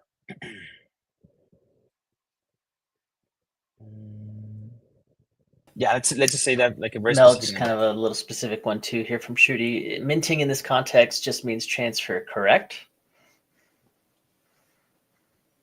Technically, it is a transfer, so that's why we are emitting thank you. a transfer. I think I got a frozen Mel.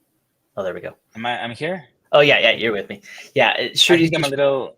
You're okay. It's just every now and then. Shruti wants some differentiation between minting and transferring, because in this context, those are not the same function, correct? So minting, in essence, is whenever you are creating tokens out of nothing. So the transfer is very specific, right? There's a transfer that is being executed between one address to the other. So that's like the general definition, and we can see it on the transfer function here. However, the mint, the way that's commonly used, is a transfer that is happening, at least as part of the event that is emitted, but the transfer happens from the address 0, because nobody else is transferring you those tokens. They don't exist. Here we creating this value. This supply is coming out of nothing and being assigned to the person that they are being minted to out of nothing. So there's no from address to really indicate that the transfer is happening. But there is it's not a transfer in like a pure transfer, but we use it as a transfer from the 0 address because we are indicating that it's a mint event. It's not by definition on the specification, but it's like publicly used that way. I don't know if that helps. It's something people have to wrap their minds around. You're transferring it from thin air into existence. It's a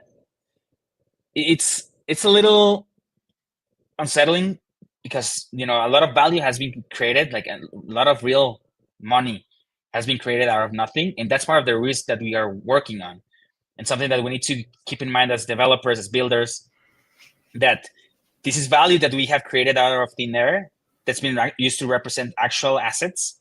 So we have to be very careful with how we do this. So that's why, for example, for the mint, hey, if you're indicating that you're executing a transfer from the 0 address, you're telling everyone, yes, we're increasing the supply, but this is a mint event from the 0 address, just so you know that, hey, this additional supply is coming out of nowhere.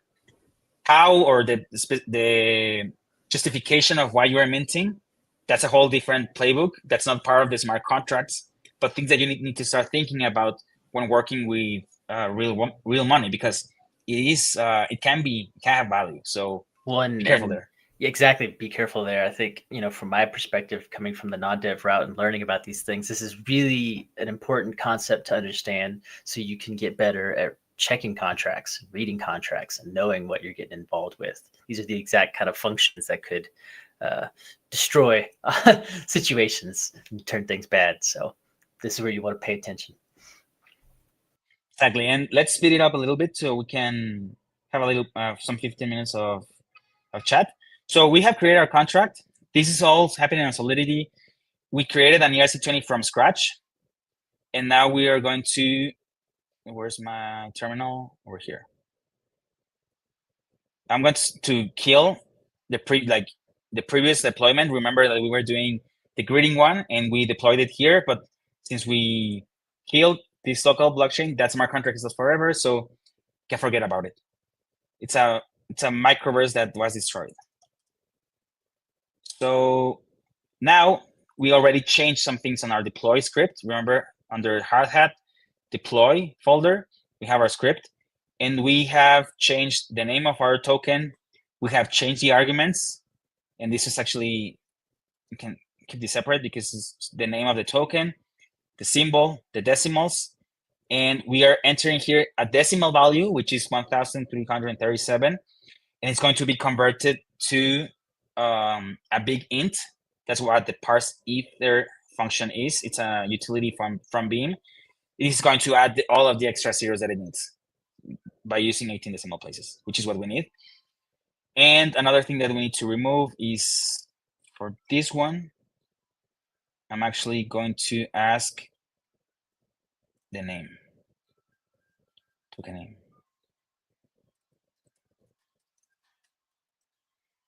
That should work.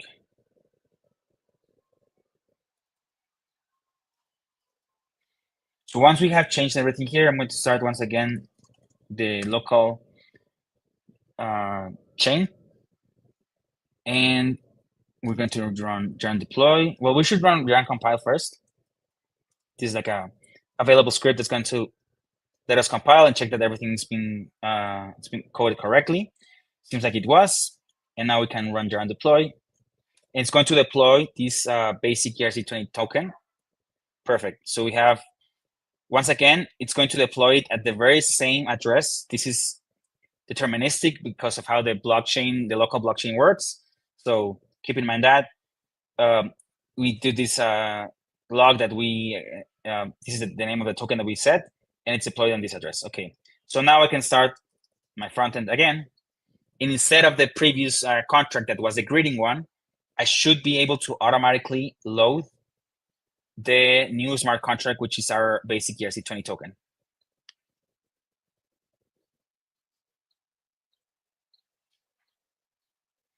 So perfect. Here we see it.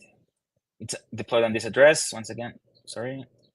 And doesn't have any balance. We have the decimals, we have the name, we have the owner, the symbol, the total supply with the 18 zeros. And I can check my current balance right now.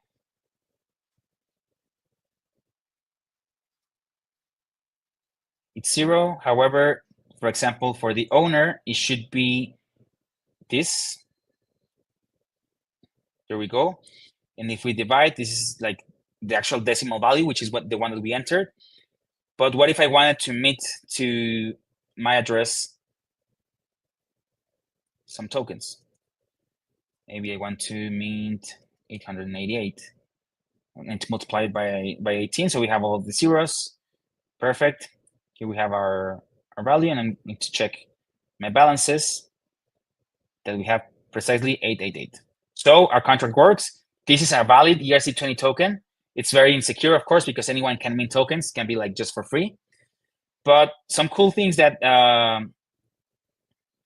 that we have, maybe we should be able to see it next week, because we can deploy with Scaffold ETH very easily on any network, and we can just do like Polygon. Oh, I think it's a network. And of course, it's not gonna happen right now because I need some gas and deploy account, blah blah. Some things that we need. But yeah, that's the first we should have more time, and I'm gonna need to supplement it with other things, because we can also do, like, this is a basic ERC20 token contract. Some things that we can do to make it even like funner is ERC20 factory. That's all, and we can import basic ERC20 token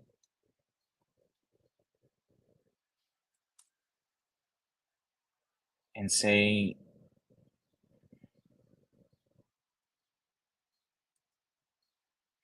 please generate ERC20 factory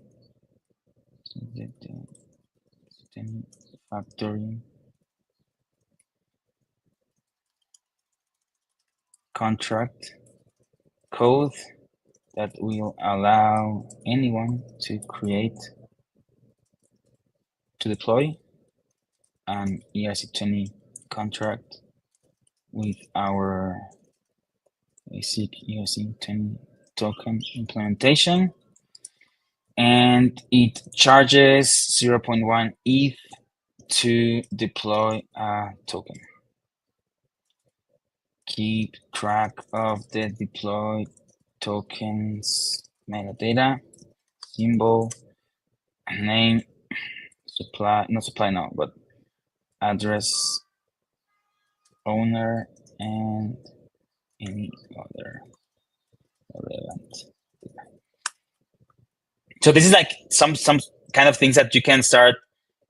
It's actually trying to do implementation using Open Zeppelin, which is not terrible, but we want to use our. Yeah, it's not it. It's not bad, but it's creating like an additional contract instead of doing the ones that we created before. Token deploy.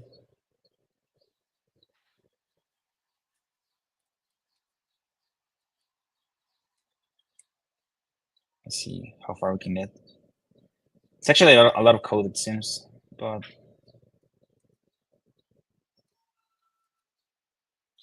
and close it here.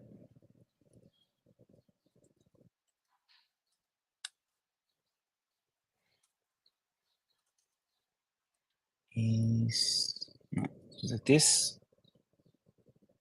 This is not needed. So for example, here we create like a constant creation cost. It's gonna be Ether, 0.1 Ether. This is something that you can do on Solidity. You can, instead of doing the zeros like crazy, you can just use some keywords for Ether. I think Way is also supported, and Way. Because I wanted to show something like this. This is a different thing that we haven't seen before, which is a struct. And these are custom, it's a custom data structure where you can store any information as you see fit. It's not super recommended like for everything. Like don't think that you can just store anything like crazy, like because depending on the smart on the chain that you deploy, you try to deploy this, for example, on mainnet, it's probably gonna add more data and add more gas cost to any transaction that your user wants to do. But this is something that you can do. So here we will be keeping, since this is an ERC20 factory, so it's going to be deploying a lot of the basic ERC20s that we had created before. Let's import this here, because we're gonna need it. So this is a way for us to, get data or get smart contract functionality that's available from other smart contracts, and we can do is let's say we can do implementations here, and this is not needed. I'm actually gonna use it in a bit, but don't worry about it. So for example, here what we are doing is we're doing our previous implementation of basic ERC20 token, which holds all of the logic for an ERC20 token from scratch. And we are using it inside our factory because every time that we want to create a new token, so we're using this deploy token function, it's going to instantiate, where is it? Here. It's going to create a new token using this new keyword this is telling this smart contract, hey, whenever you run this function, go and deploy this new contract using this code that we had before. And just other things that we can do is this a little advanced, but not advanced, but it's something easy to do. Remember the is owner that we did over here? Well, we didn't do it here. We did we saw it here on the very first template contract that comes with Scaffold ETH. So these are an implementation that is very easy to do, but there's also something called inheritance in Solidity, where we can get implementations from somebody else. So for example, this Open Zeppelin is one that comes already loaded with Scaffold ETH, these libraries. So we can do the ownable, and this way we can let our contract know that we want somebody to be the owner because they already have created all of this code for us on our behalf. So you see, we still have the modifier on the owner. That's something that's going to be possible for us to use in our contract now, since we are inheriting everything that's available here. We need to put here is ownable. There we go. And now this, where do we have expected for? Okay, and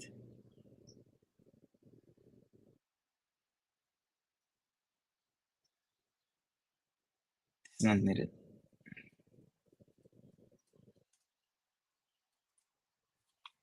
Okay, I'm not gonna go through the code. I just want to show like this functionality that we have available.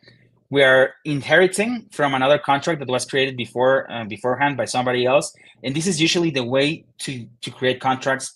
Instead of going through all of the ERC20 implementation on our own, we could just very easily have inherited from import ERC20 from Open Zeppelin as well. And Open Zeppelin already has all of this same implementation that we had before: name, symbol, decimals, total supply, balance of transfer, allowance, approved, transfer from. It even has some others like update. I think has a mint function already created internally, burn function. So it's code that is available, and we should be using them. I just wanted to show you like from scratch how to build it. It's very important. We're using this, especially in the age of tools like Cursor and everybody just being able to kind of like just ask for it and get it. You got to be able to know what you're being given.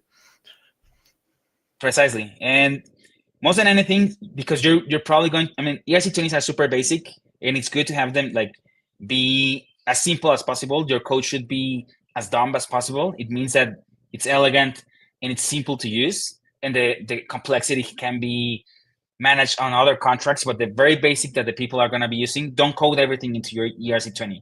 Like if you need custom stuff, try to keep it in admin or proxy contracts that handle all of this, and the token should be as simple as possible. For example, in our case, the factory is the one that can have this logic of charging for each ERC20 token, keeping the data stored here, or another way to store it, keep track of who has what. That can happen here, but your ERC20 should be as simple as possible. And just going to go through like what else was created by the factory. Here we are keeping an array of these struct that we created. So we will have a list of all of the deploy tokens. Each list will have, we could probably do like an ID, which would be the index, joint 256 ID. And we can have a joint 256 token ID. Count.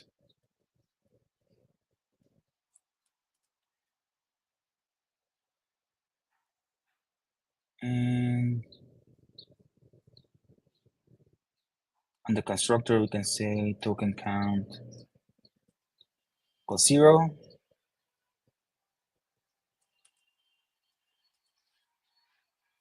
So here I'm just going through like some token index.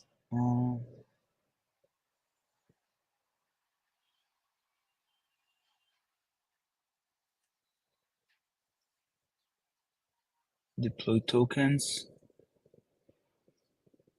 the token address. This is a way to keep track of which the address on which index is here, so we can use it eventually to get it also instead of the token count. The owner tokens, it just gives us a list of all of the contracts, the tokens that any given user has deployed using our smart contract factory. This is just an event that logs out token deploy data. Constructor is just initializing the token account, and here using the inheritance from ownable, we're sending it to the message.sender. That's going to be the owner of the factory account. The deploy token receives name, symbol, decimals, and initial supply. Just do some checks, make sure that there are correct values. And here we would say token count. Probably needs, before doing that, token count plus 1, yeah. And this is just storing some token count. So it emits, first it creates a token, then it adds to the token count, and it also creates this token metadata. It's going to create this in memory. So this is like a new record that is going to be added to this token metadata structure where we're going to have storing or file or deploy tokens. That's why we do deploy tokens dot push with the metadata. We added to that address, we add the length, the index. That's why it's using deploy tokens dot length -1, and it's adding to the owner tokens a new address that's going to be stored.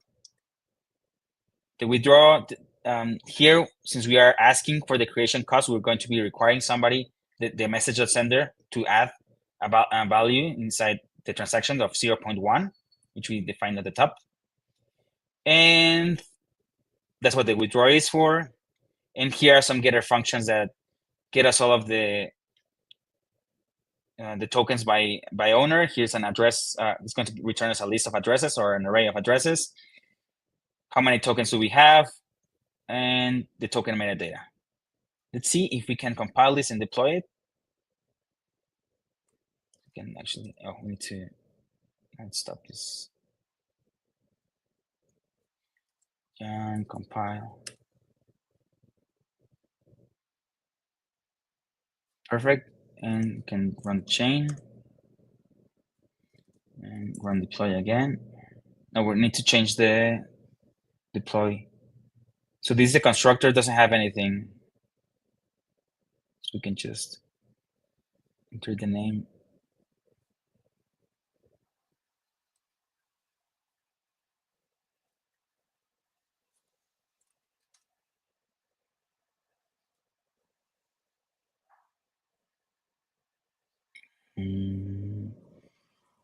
I don't think we have any. It's gonna remove.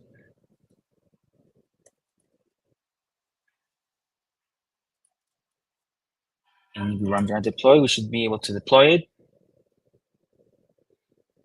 It's deployed. Now we run the yarn start again.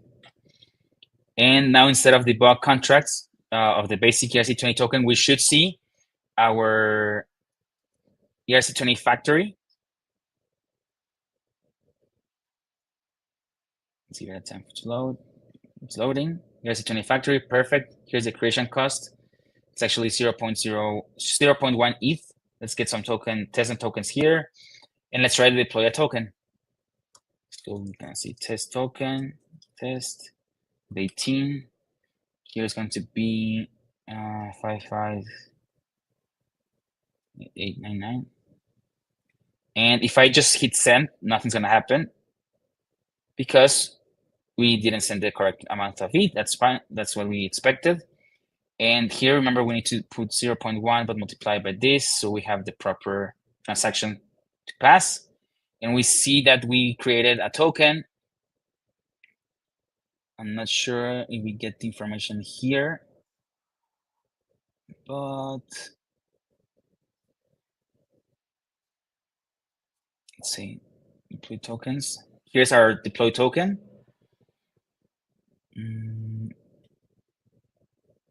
What I want to see is, where can I see the transaction?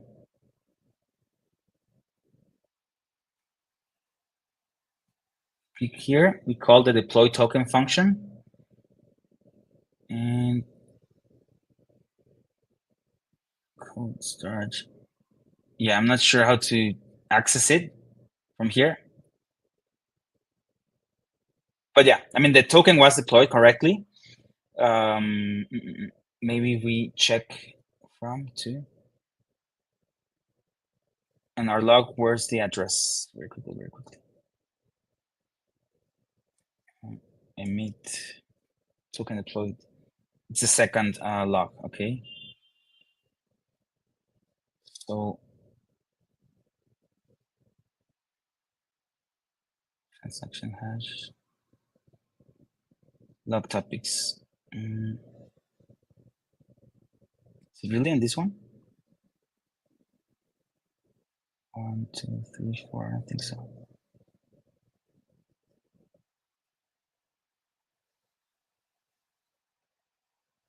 But anyways, so that's how we do the deployment with the factory contract. So now we can, this is a contract that can deploy more tokens. And just want to show a little bit of what you can start thinking of from different perspectives.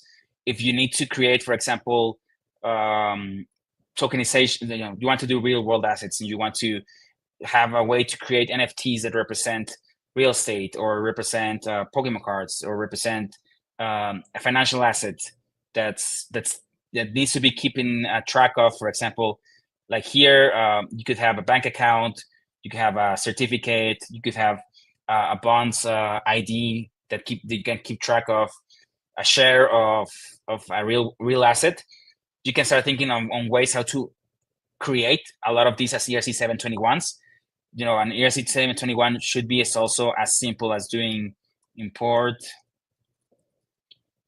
ERC 721 from OpenZeppelin, and now I can create a basic ERC 721 contract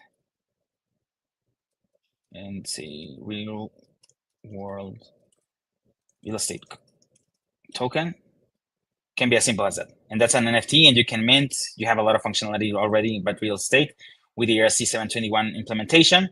But we'll see that on next week. That's given that we didn't have more chance. Yeah, I'm gonna stop there. I'm gonna give us a little time to breathe. Plenty, man. That's plenty. I got a question from Shruti from a while back. It's kind of not specific to this stuff, just kind of an opinion question. And I'm interested how you define this. She was wondering, what's your opinion like for the best chain for USDC interaction? I mean, honestly, we've gotten to a point where it's more about liquidity. So of course, Polygon, I think, is already one of the most liquid chains, but there's no wrong answer for USDC. It's mostly what you want to do with that USDC, what infra do you want to have access to.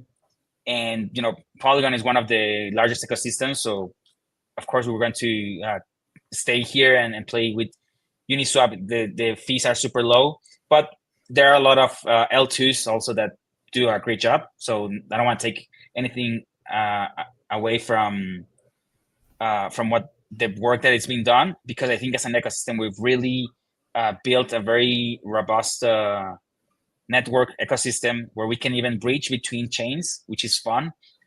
We'll probably explore that on the next DevCamp or stuff like that, aggregation layer. So how to move this. So for now, I would stick with Polygon just because we'll be giving you help on Polygon mostly. But if you want to try on any other chain, we didn't do any explorations, but with Hardhat, it gives you a lot of chains by default, like a lot of them, the most used. So, I'm almost wondering, like, maybe the thought experiment here is to think about where's USDC like managed from, right? That's from the Circle team. And so I wonder how they would answer that question. Hard to tell. I mean, well, their job is to make sure it's available in a multitude of locations, right? So they wouldn't say that it's like only good in one space. And that's the whole point of their hard work. Yeah, I mean, there's of course the Coinbase Association, which is, I mean, everybody in the ecosystem knows that USDC has a lot of relationships with Coinbase, but still, that would be a matter of understanding who is handling the most money. And it's not only USDC. You have USDT, you have DAI, you have Go, you have crazy amount of stable coins that I'm even missing.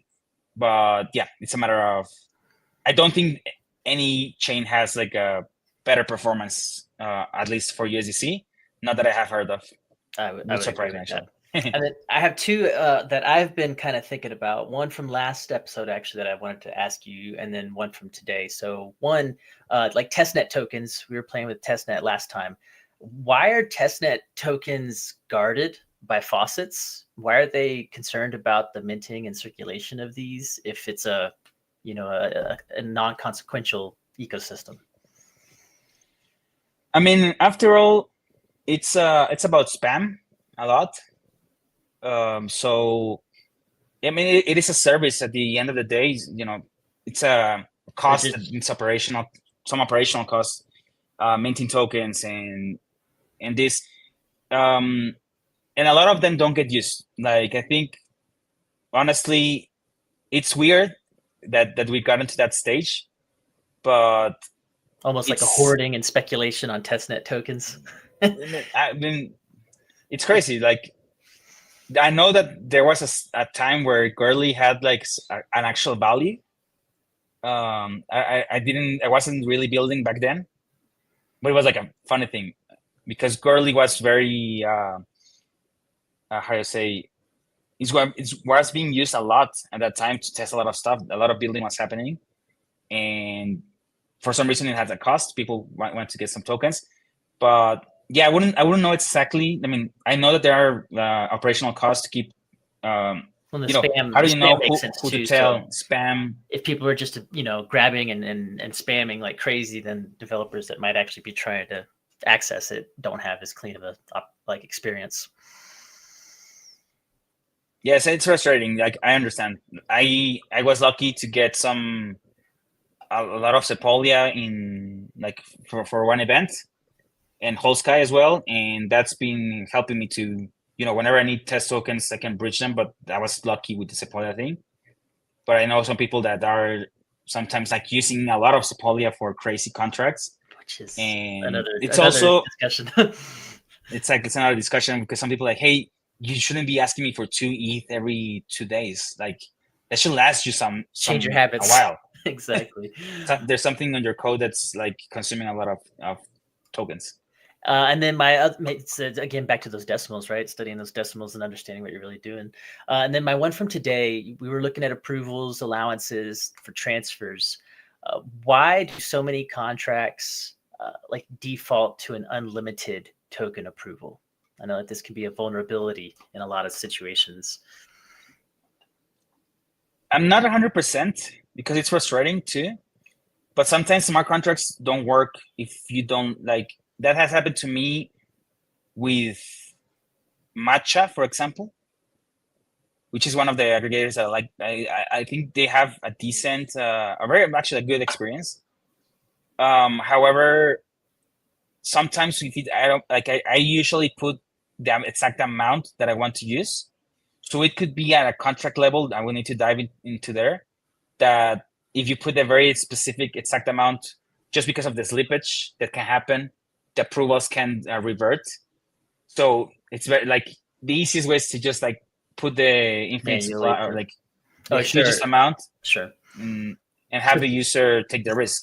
So because it is a risk. It's convenient to execute without issue, but it creates a vulnerability. Mm-hmm. Got it. Yeah. And then people don't necessarily understand what they're clicking because that almost gets to like a terms of service or privacy policy tick box. They just, yep. Give me the approvals so I can do what I want. And they're not understanding that they're handing over unlimited. Yes, I think it's mostly, I mean, my logic would say because of the potential price changes. So they need to ensure that you give a little extra allowance. It shouldn't, because that's what you're buying. That's what you're already willing to spend. Yeah, they should So shrink it to fit inside of the approval, opposed to the approval hitting the wall and reverting.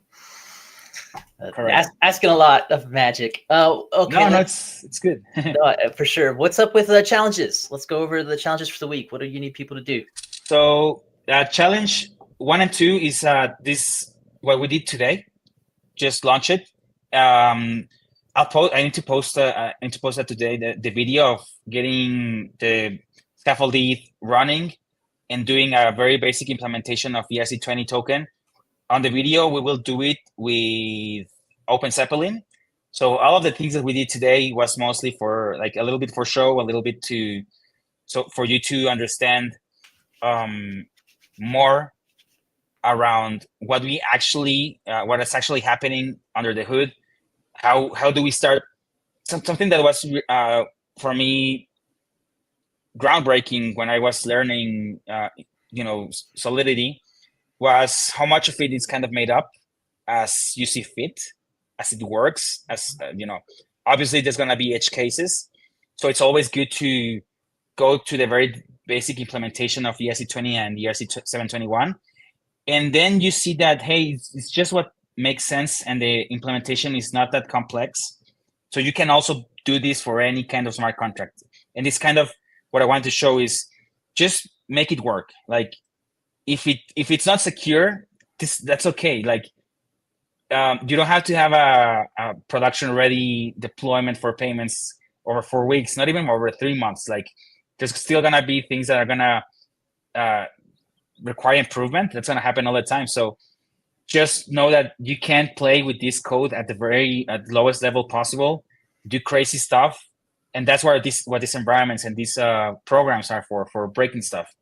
So for the challenges, it's going to be now, the technical one is getting the Scaffold ETH deployed on Vercel. That's the first video that I'm going to show in a couple of hours. I'll have it uploaded on our, at least on my socials and on Dabl Club too, and on the Telegram. And the second one is how to deploy an ERC20 token and an ERC721 token. So technical one is just deploying, submitting the code on GitHub of your Scaffold ETH. And the technical two is going to be a live app connected to a contract, can be the ERC20 or ERC721 that we're going to show, and just allow us to create mints. Like if I can mint a token on the URL that you share, you're good to go. Like those are the first two challenges. And of course, the other ones, the community and the social. The community is just publishing the image for your one-liner. We will go through today and tomorrow giving feedback. And the second one is just share something that you learned this week, and also give feedback to other people. If you see them tagging us or you see them publishing ideas, give some feedback, and we'll make sure to start thinking. We don't want any idea to be left behind. This is something that I took from Build Space. So just share it, and we'll give some feedback and ensure that you try to get these 4 challenges, because these are the easiest ones, and they're gonna be harder as we progress. I loved a line from Agent Camp back in January, right? Share without shame. So it doesn't matter if it's fully developed or if you feel like you know what you're saying, but just go ahead and share something and get involved with us. We're going to get all these crunched into an email. I'll commit to that, and I'll get that sent out to everyone that's registered on the application. So if you haven't filled out that application, that's still very important. You can find that on lemonade.social at the Dabl Club group. You'll see all of our calendar of our events as well. I'll share that link here in the comments. But if you're not on that application, I don't have your email. If I don't have your email, I can't send the follow-up intel to you. The other place you can grab it too, though, is if you go to the Dabl Club Telegram. The easiest place to find that is dabl.chat, and that'll pop you right into there. And as soon as Mel's got these videos up and we're ready to share these like mini bites and these specific steps, we'll get that all distributed through every channel we've got. So that way you guys can get to work. I think Mel and I will probably both be kind of casually hanging out in the Telegram a little bit throughout into the evening. So that way, as you guys start to like watch this alone with lunch in front of you and try to start getting hands-on and deploying these new ideas, we can support you guys and troubleshoot with you and remind you about any little nudges that you might need to be able to get it working like Mel was able to so fluidly make happen today. The time flies. It's crazy to me. When I look at the clock and realize how long it has been, because honestly, it goes quick. 100%. And it's very fun, but it's very easy also to, like, there's so much to dive into, and explore. And the more you, I mean, if one thing that I will say, like, this is just getting you started on the first things. Next week, we will be going through a little bit more of contract interactions and showing you how to do stuff. But the more the learning is going to happen not when we are live with you.